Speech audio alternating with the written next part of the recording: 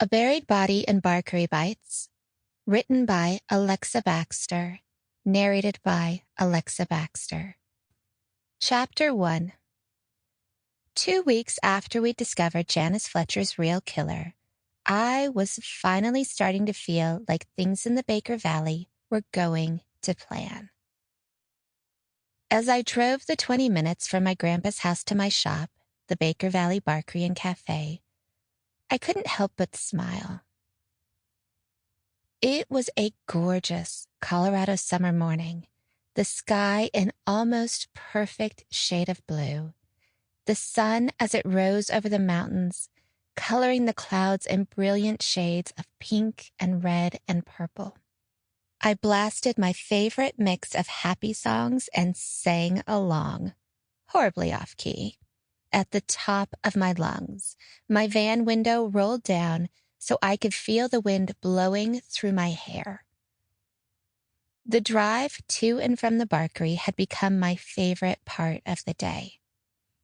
I loved running a business with my best friend, Jamie, and living with my grandpa, who still insisted on calling me Maggie May, no matter how many times I asked him to just call me Maggie. But that time in the van was mine. If you could ignore Fancy, my 3-year-old Newfoundland, snoring away in the back, that is. It was my time to just be alone and indulge in my thoughts and fantasies about the future. And sing. Neither Jamie nor my grandpa would let me sing anywhere near them. It was a wonder Fancy didn't launch into howls each time I started singing. I was that bad. That future was looking good, too. The online store was doing surprisingly well, so much so that I'd had to up my orders with our manufacturer. The online store mostly sold prepackaged treats that were made by a private label company.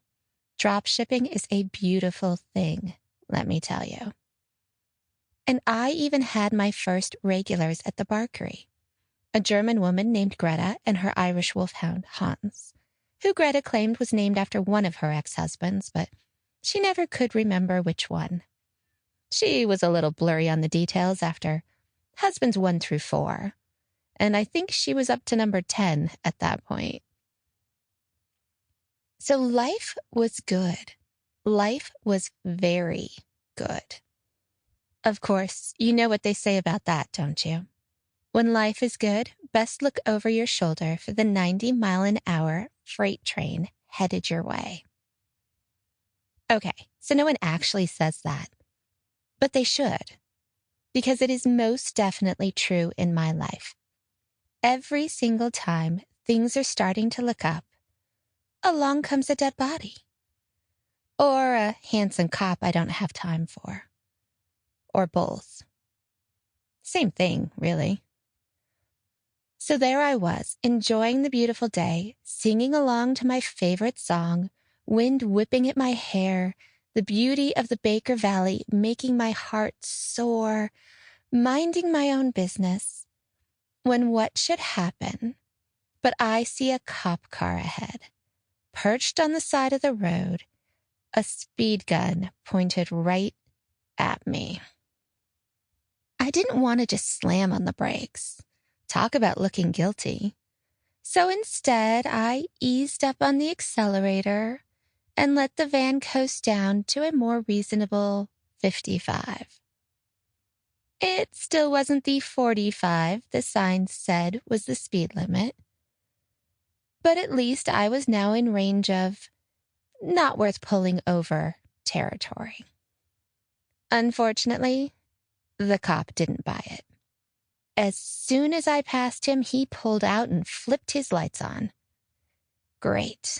Just great. There I was, finally having a good morning. Everything was going so well. And then I had to get pulled over for speeding. And probably by someone I knew. Small-town life was so intimate. I slowed the van and pulled to the shoulder, silently praying it was anyone other than Mr. Matthew Allen Barnes, a.k.a. Sample complete. Ready to continue?